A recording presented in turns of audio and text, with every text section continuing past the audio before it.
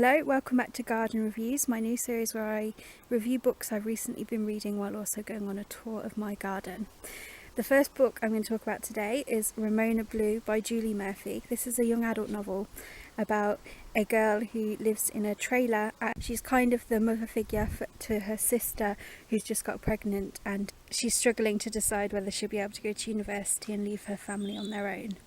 Then an old childhood friend moves back and opens up her world a bit, and it's a romance. It's about swimming, it's about summer and summer loves. The next book is Arrival by Ted Chiang, and this is the short story that inspired the film. It's a collection of different short stories, so it's not just the film if you've already seen that. There's lots of different science fiction stories. I really loved his writing because he takes inspiration from lots of different sources. They're not typical sci-fi stories. There's some based on biblical myths like golems and the Babylonian Tower, so I found it really fresh and original. Shades of Milk and Honey by Mary Robinette Kowal is a Regency Jane Austen style fantasy in a world where everyone can do magic to manipulate the air and this is the first book, and it's mainly a romance setting up the couple, but the series is made of 5 books, and they all explore the adventures of this couple as they go around sort of doing science experiments with this form of magic and using it to create new methods of doing things. So it's kind of like watching the evolution of technology in a world where magic exists, which I found absolutely fascinating as a scientist.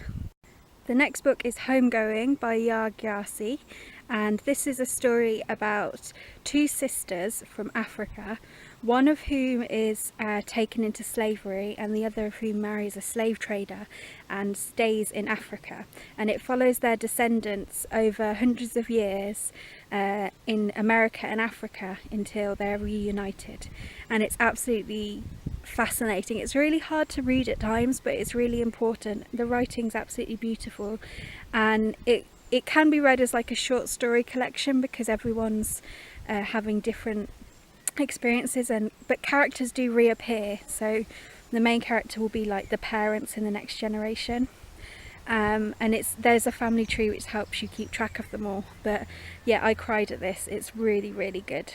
The Hare with Amber Eyes by Edmund de Waal is a non-fiction book about Edmund, who inherits a collection of Japanese netsuke, which are sort of very small ivory figurines, and it's a massive collection. There's hundreds of them, and he follows their history of how they became to be part of his family. His family are quite rich, and they feature a lot in the Parisian society pages of like the Regency era. It's a really interesting historical look at a Jewish family, of their rise to wealth, how they spend their wealth, and how then the Nazi rule sort of makes them lose their wealth, and how throughout it all this collection of ivory figurines stays in the family through some very loyal servants' actions. So I really love this one. I keep thinking about it. It's an amazing look at the research it takes to explore family genealogy. It's a great look at family ties and rich people, if you're interested in that, which I am. I think it's really interesting to see how they live and how having money can change you. And it's a really interesting look at Japan and Japan's relationship with the Western world and how its culture was appropriated a lot throughout history. So yeah, I really like this one. It won the Costa Award in 2010. This is another young adult book. This is Enter Title Here by Rahul Kanakia, and this is about a girl who's very motivated. She's desperate to get into Harvard, and she'll basically do anything it takes. And when an agent approaches her and asks her to write a young adult novel, she thinks it will be the best thing to put on her applications. So as she's doing her final year of school, she starts writing this very villainous novel, which is actually just her life, and all the machinations she goes through to try and become the #1 student in her school. And if you love anti-villains, oh my god, I can't imagine a better one. She's incredibly awful in just the best way, and I would love a sequel about what she gets up to at university, because I feel like this is just the start of her progress into villainy, if that makes sense. Yeah. This is A Closed Uncommon Orbit by Becky Chambers. This is actually a sequel to The Long Way to a Small Angry Planet, which was shortlisted for the Bailey's Prize. So you can read this as a standalone, but I prefer the first one, so I definitely recommend starting there. Basically, this is a world where there's artificial intelligences which are She's still going. What's she doing? What is it, Cookie? So this is set in a world where there's artificial intelligences, but it's one of the most immoral things you can do is give them a body. And in this book, a artificial intelligence is given a body, and they have to try and fit into society. And it's a great look at struggling with going from being omniscient to being limited to sort of 2 legs, 2 eyes facing forward, 2 arms, and not having complete access to the internet, and how she tries and adapts to being a human for the first time. There's also another storyline about a girl who is a clone who escapes from the factory she works in and ends up in sort of this rubbish heap landfill site that's the size of a planet, and she has to try and survive there on her own. Both storylines are just as good. It's not one of those books where you're skipping ahead to get back to the next one. They were both really fascinating.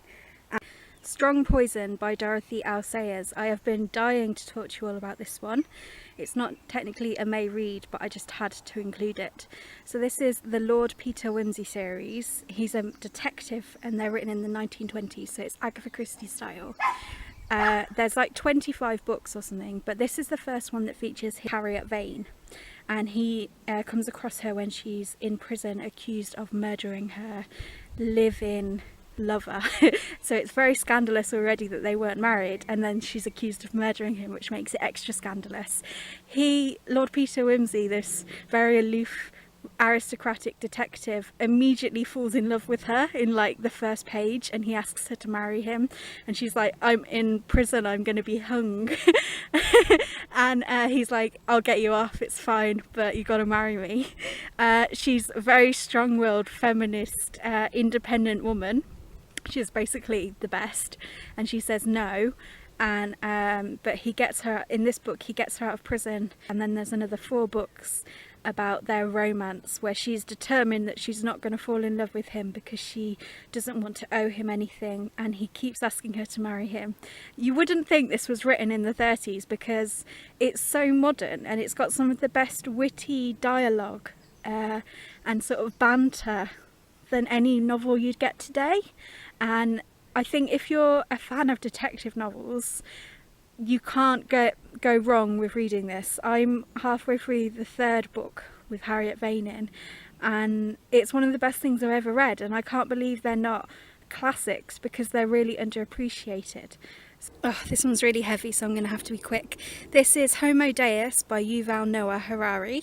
This is a non-fiction book so it's the sequel to Sapiens, which takes a look at the history of humanity and how we evolved to have sort of the society we do today, from like how we started being hunter-gatherers and then how we started being farmers and how that affects the economy and stuff. Sapiens is amazing. This is a look at the future of humanity and where it's going to go. I didn't enjoy it as much. I felt like a lot of the stuff that happens is very similar. It's like recapping Sapiens because I read them together. So I'd recommend reading Sapiens first. But if you love the style and if it like blows your mind like it does mine, then I would definitely check this out as well. Maybe don't get the hardback though because it's so heavy.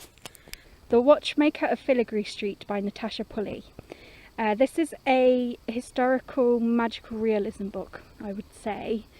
It's hard to tell what the genre is because it's very strange, and it's one of the most unique books I've ever read. It starts off quite slowly, so you have to trust it, but it's got one of the most unusual romances I've ever read about. It's got a clockwork octopus. It's got explosions in Regency London. It's got an amazing scientist lady of Oxford who gets everyone into a lot of trouble. It's one of the most mysterious and magical books ever, and it's definitely going to be in my favourite books for 2017 because I haven't been able to stop thinking about it since I read it. Next book by Natasha Pulley, which is called The Bedlam Stacks. This isn't out until July. Lucky enough to get a proof copy. Basically, it's a story about a man who gets roped into going to Peru to try and get the samples of the tree that has quinine in, that is the cure for malaria. The Peruvians obviously don't want them to get it because they make a lot of industry about selling quinine, so they're trying everything they can do to stop the British East India Trading Company getting hold of this. So this man is a gardener. He owns the Lost Gardens of Heligan in Cornwall before they were lost, and he goes off to Peru where his grandfather has been 200 years ago and his father before him. And he ends up finding his way into this village where his grandfather and father visited, and meets this priest called Raphael who lives there. And it's very magical and it's hard to explain, a bit like The Watchmaker of Filigree Street. Again, it's another very slow romance. It's really unexpected. There's a lot of Peruvian magic and things going on in this forest that don't really make a lot of sense. So if you're interested in sort of road trip books, I guess, and magic, then this is a really good one.